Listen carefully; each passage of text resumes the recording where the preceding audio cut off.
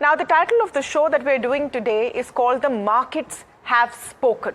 The reason we're saying this, that time and again, the collective wisdom of the markets proves that it knows best. At the start of this week was euphoria. Some would say unreasonable euphoria in expectations of what the election results for the Lok Sabha would bring. On Tuesday, there was despondency, some would say unnecessary desperation, and a huge sell-off. But by the time we've come to Friday, we've hit an all-time high on the Sensex. The Nifty is just a few points away, I would say a kissing distance away from an all-time high. And those who are raising questions, trying to look for scams in the way the market works, have been given an answer by none other than the collective wisdom of investors. To understand this better, I have with me a very special guest. ऐसे शख्स जिनको बाजार की नब्ज समझ में आती है, who lives and breathes markets. Mr. Vijay Kedia is joining us today at the NDTV studios. Kedia जी, बहुत-बहुत स्वागत है आपका. और इस पूरे हफ्ते में आपका बीपी तो ठीक रहा? बहुत ठीक रहा जी मेरा बीपी, और जितने भी बॉडी के पैरामीटर्स है सब एकदम फर्स्ट क्लास रहे, सब एकदम। और अभी थोड़े और थोड़ा एक्साइटमेंट आ गया वैसे, बाय द वे। अच्छा, तो नहीं, मैं इसलिए पूछ रही हूँ क्योंकि मंडे को बहुत सारी एक्साइटमेंट, ट्यूसडे को बहुत सारा दुख, हाँ। और फिर 2-3 दिन के बाद समझ में आया कि पिक्चर अब क्लियर हो रही है। तो ये रोलर कोस्टर राइड था, जैसा आप बता रहे हैं कि मंडे को स्थिति कुछ अलग थी और ट्यूसडे को स्थिति अलग थी, और आज स्थिति कुछ अलग है। जैसे आपने बताया, ऑल टाइम हाई पर ऑलरेडी मेरे ख्याल से सेंसेक्स टच कर चुका, ऑल टाइम नया हाई आज दिखाया। तो ये एक अजीब स्थिति है। तो बीच का जो तूफान आया था वो समझिए आया और वो चला गया। और अगर ये मंडे को वो स्थिति नहीं होती, जिस तरह का मंडे को मार्केट ने जो 2600-2700 पॉइंट जिस तरह से मार्केट बढ़ा, अगर वो यूफोरिया नहीं होता तो ट्यूसडे वाला भी उस तरह का पैनिक मार्केट के अंदर में नहीं आता। लेकिन ठीक है, शेयर बाजार के जो ये घटना बढ़ना और ये सब शेयरों का ऊपर नीचे होना, ये यहाँ का नेचर है, तो आपको इसी के साथ जीना पड़ेगा। तो बहुत सारे एक्सपर्ट्स हमारे चैनल पर आते हैं, अक्सर बात करते हैं, और उनमें से एक सुनील सिंघानिया ने ये बात कही, and this was interesting, that if you remove the Monday and the Tuesday trade, because वो एक दूसरे को एक तरह से बैलेंस करते हैं, बहुत सारा उतार और फिर बहुत सारा आप नीचे गिर भी गए, अप्स एंड डाउन्स, तो आप एग्जैक्टली वहीं पर हैं जहां आप फ्राइडे को थे। इनफैक्ट निफ्टी 3% ऊपर है पिछले फ्राइडे के क्लोज से। अब मैं आपको ये सवाल एक कॉन्टेक्स्ट में पूछ रही हूँ। आज लोग ये सवाल पूछ रहे, क्या कोई स्कैम हुआ है बाजार में? क्यों इतना मार्केट चढ़ा मंडे को, फिर उसके बाद क्यों इतना गिरा, उसमें से नुकसान हुआ इन्वेस्टर्स का। आपका क्या मैसेज है इसके लिए? क्योंकि क्या इन लोगों को ये समझ में नहीं आ रहा कि मार्केट चलता कैसे है, या एक कोशिश है कि आप रिटेल इन्वेस्टर को डरा दें? देखिए, मैं नहीं समझता हूँ मार्केट में कोई स्कैम हुआ, क्योंकि ये मार्केट अभी इतना परिपक्व है और सेबी इतनी एक्टिव है और लोग भी समझदार हैं इस तरह से, तो इतना यहाँ पर स्कैम होना मुश्किल है। ये एग्जिट पोल के कारण हुआ। अगर आप उसको देखने जाएंगे तो एग्जिट पोल के जो आंकड़े आए, वो 12 के 12 जो एग्जिट पोल या 12-13 जितने भी होंगे, उन्होंने सब एक सुर में जो आंकड़े उन्होंने प्रस्तुत किए, ये उसके कारण वो बाजार इतना यूफोरिक हुआ। तो वो आपको ये समझना चाहिए, उस दिन जो मार्केट यूफोरिक, शेयर बाजार क्यों बढ़ता है?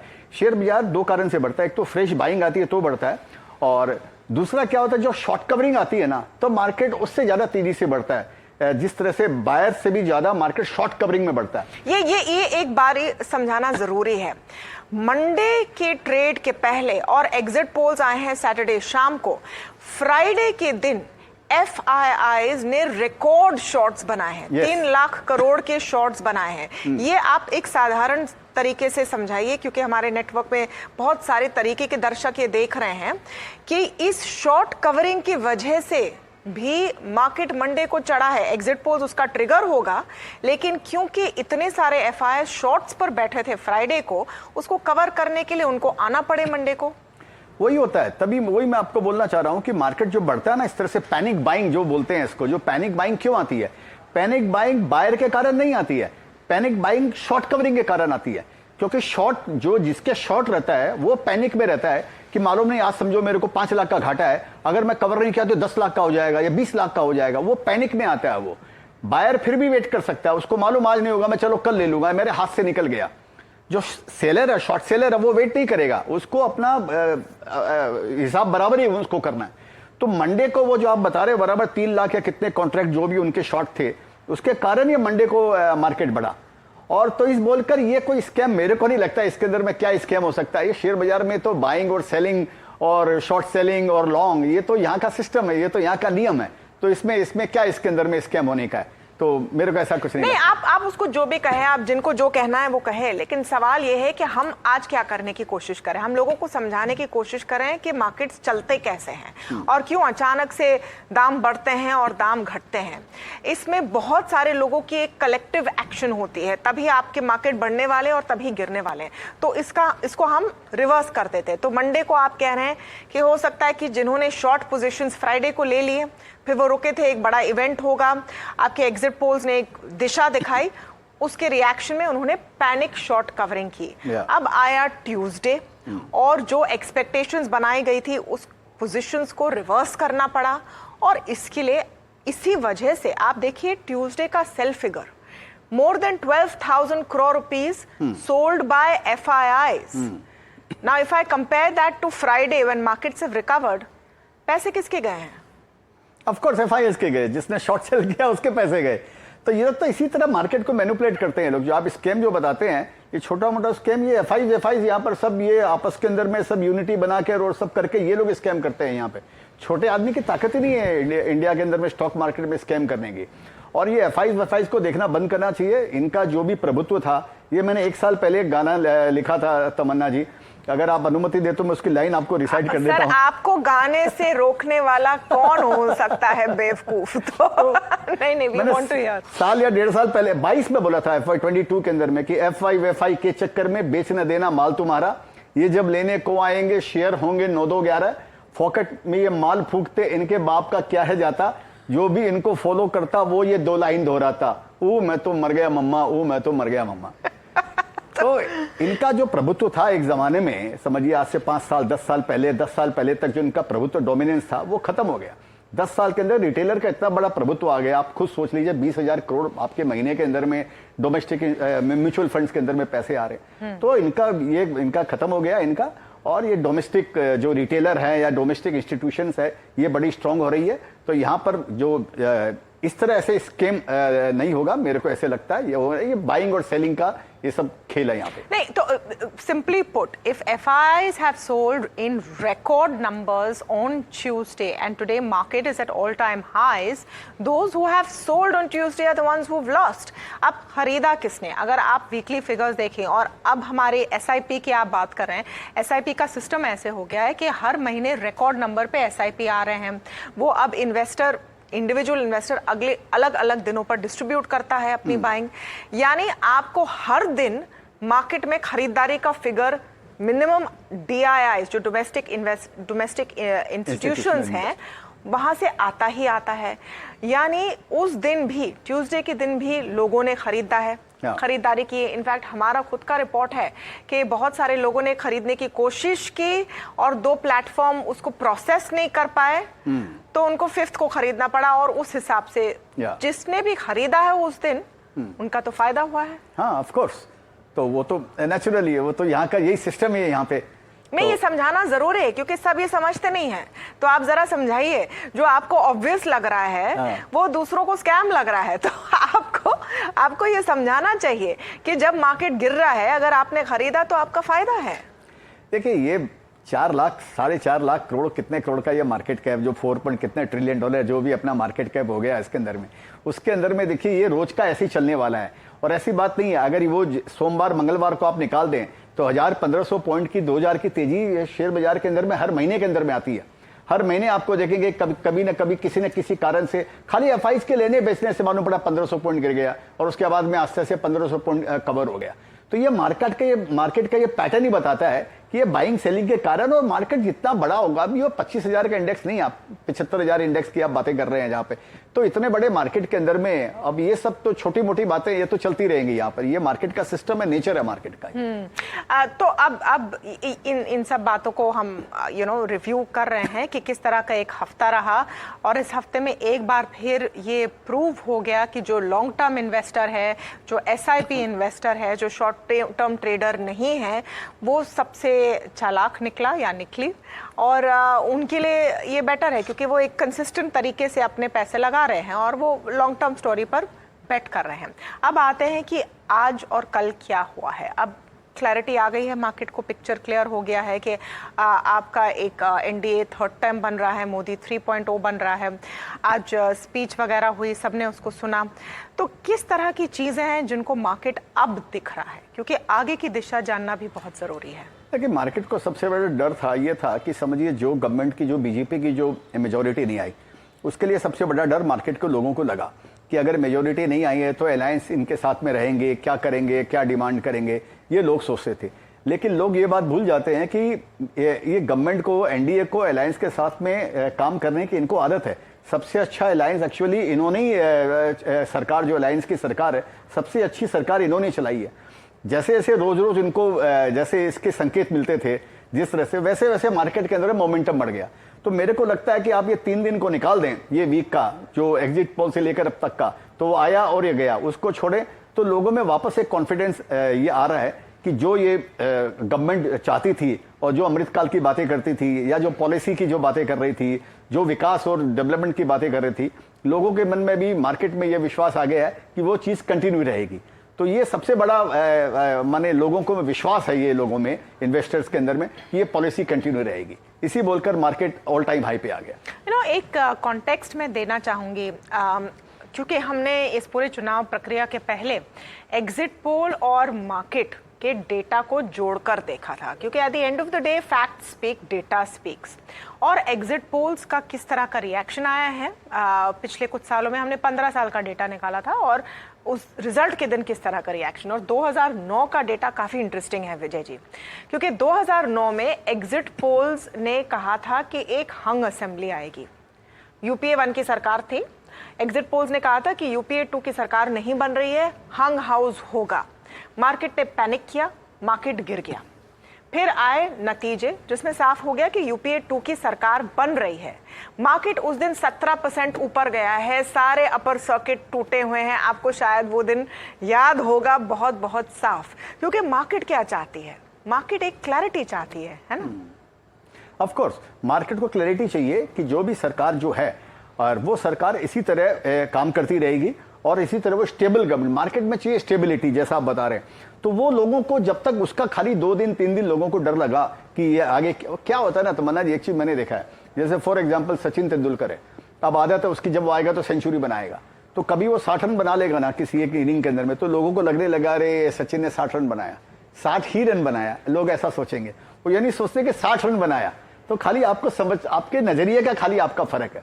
तो जब लोगों को ये समझ में आ गया कि अभी ठीक है, पहले सोचते थे लोग मेजोरिटी आएगी, नहीं आएगी, जब ये कॉन्फिडेंस आ गया कि उसके बाद भी जो लोग वही काम करने वाले हैं, वही प्रैग्मेटिक, मतलब इस केस में 60 रन मैच जीतने के लिए काफी थे, काफी है, एग्जैक्टली। हाँ। तो ये लोगों को पहले यहाँ पर पहले उनको पैनिक लगा, फिर जैसे से विश्वास आया कि ये 60 रन के अंदर में भी तोड़फोड़ करने वाले हैं, ये 60 रन के अंदर में भी वो सेंचुरी से बेटर काम करने वाले हैं, वैसे वैसे यहाँ पर वो रिस्टोर हो रहा है, कॉन्फिडेंस वो रिस्टोर हो रहा है यहाँ पे। अच्छा, अब इन्वेस्टर के लिए अगले 5 साल के लिहाज से क्या आउटलुक आपको नजर आता है?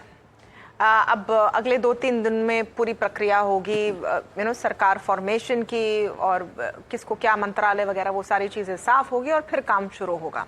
लेकिन एक दिशा एक तरह से साफ हो गई है, इन्वेस्टर्स को क्या देखना चाहिए? देखिए, ये बात पक्का है, आप ये समझने का चेष्टा कीजिए।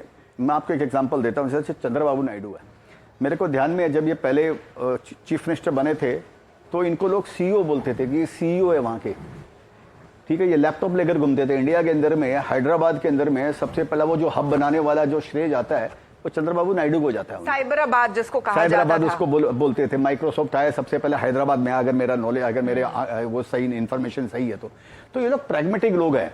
ठीक है, इनको सबको इनको अल्टीमेटली इनको विकास करना। और एक बात समझ में आ गया कि सेंटर के साथ में अगर इनका सिंक रहेगा सेंटर के साथ में, तो इनका विकास, इनके स्टेट का भी विकास होने वाला है और कंट्री का भी विकास होने वाला है। और वही काम मेरे को लगता है नीतीश कुमार जी करने वाले हैं लोग, क्योंकि वो बार बार यही बोल रहे हैं कि देखो बिहार कितना बिछड़ा हुआ है, बिहार कितना बिछड़ा हुआ है। तो उनके लिए एक गोल्डन अपॉर्चुनिटी है।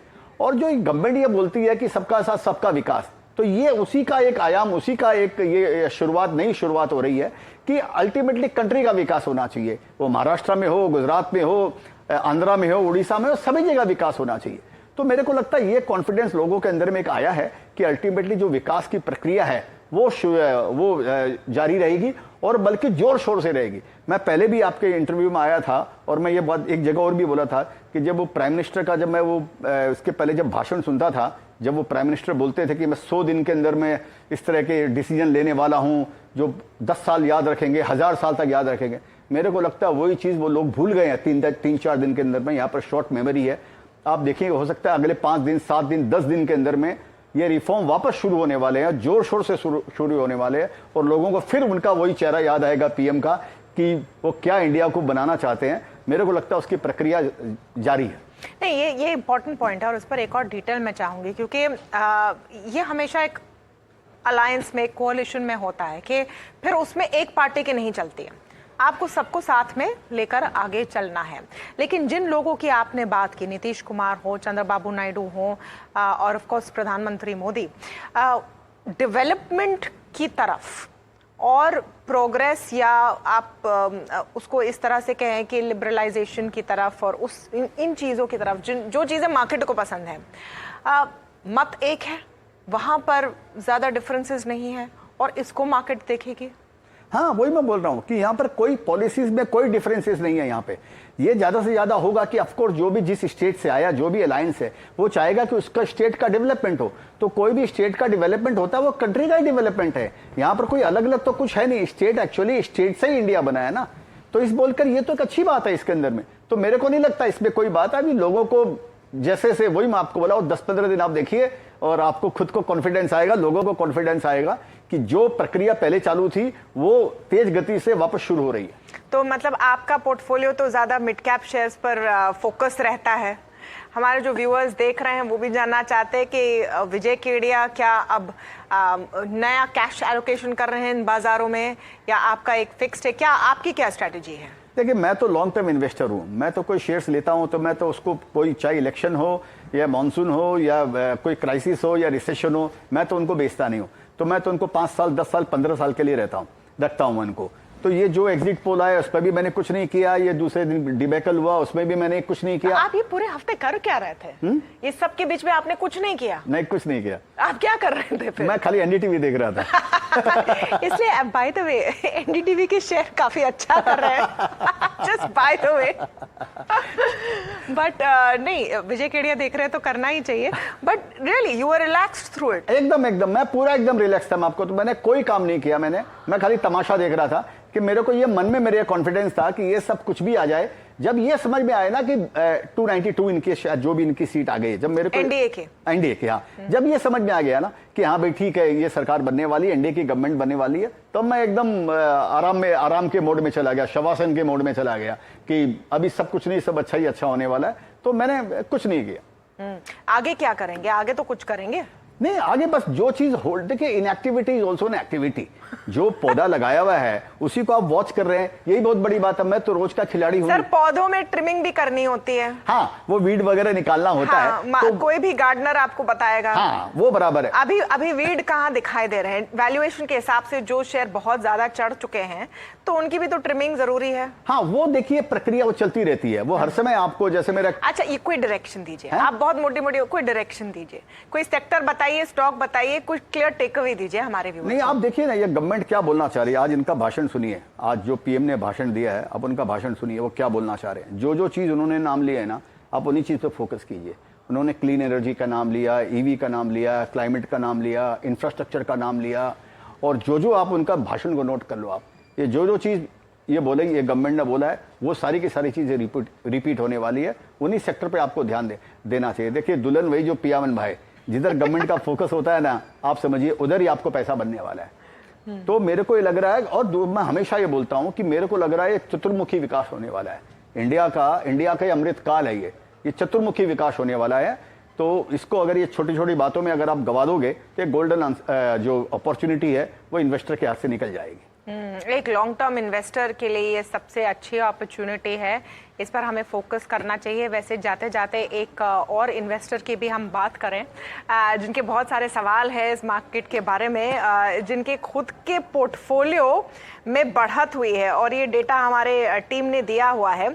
अगर मैं एग्जिट पोल से पहले का लूँ और ये डिक्लेयर्ड पोर्टफोलियो, क्योंकि हर सांसद को अपना बताना पड़ता है कि वो कहाँ कहाँ इन्वेस्ट करते हैं, एग्जिट पोल के पहले का मैं लूँ और अब मैं देखूं कि क्या फाइनल है, तो राहुल गांधी जी का खुद का पोर्टफोलियो करीब 6% बढ़ा है तब से। तो सब इन्वेस्टर्स का विकास होना चाहिए और हर सांसद और हर इंडिविजुअल और हर इंडियन का विकास होना चाहिए, हम तो वही कहेंगे। तो आपके लॉन्ग टर्म इन्वेस्टर्स के लिए कोई फाइनल मैसेज? नहीं, लॉन्ग टर्म इन्वेस्टर के लिए यही है कि भाई ये सब छोटी मोटी बातों में नहीं आना चाहिए। ठीक है, पैसे, मेरा गाना है उसका एक लाइन यही है कि पैसे कमाने का फॉर्मूला है एक, लॉन्ग टर्म की सोच और रेस्ट कर। तो आपको इन सब चीजों से दूर उठने का, आपको ये सब चीजों से, रोज की गड़बड़ से आपको अलग अपने आप को करने का है, और इनएक्टिविटीज ऑल्सो एन एक्टिविटी, उसमें ध्यान रखने का है। और वो जैसे आपने बताया पौधे की वीड को देखते रहिए उसको, और रेस्ट कीजिए। आपको हर समय रोज रोज ये सब करने की जरूरत नहीं है। जैसे आपने बताया पोर्टफोलियो के बारे में, मैं अभी आपके बोलते बोलते मैं सोच रहा था, अगर मैं मेरे अपने भी पोर्टफोलियो को मैं अगर कंपैरिजन करूं तो मेरे को लगता है जो फ्राइडे को मेरा पोर्टफोलियो था मोरलेस समझिए, आज के दिन मेरा पोर्टफोलियो भी मोटा मोटी उधर का उधर ही है। हो सकता है कुछ प्लस ही हो उसके अंदर में, और तो ये लॉन्ग टर्म का मजा है। बीच के 3 दिन को आप निकाल दीजिए, ठीक है। चलिए, बहुत बहुत शुक्रिया विजय खेड़िया जी हमसे बात करने के लिए। अब इस पूरे शो का मकसद यही था कि हम लोगों को समझाएं कि मार्केट चलता कैसा है और उसमें उतार चढ़ाव आते हैं, आपको एज एन इन्वेस्टर कैसे देखना चाहिए। पॉलिटिक्स तो अपनी जगह है, भारत जैसे लोकतंत्र में चलती रहेगी और चलनी भी चाहिए, हर किस्म की आवाज़ आनी चाहिए सामने, लेकिन जो फैक्ट है और जो फिक्शन है उसके बीच का फासला लोगों को बताना वो हमारी भी जिम्मेदारी है। तो बहुत बहुत शुक्रिया विजय खेड़िया जी हमसे बात करने के लिए। Thank you so much, excellent conversation as always with mister Vijay Khedia. But will take a very short break, stay tuned, a lot more on the other side.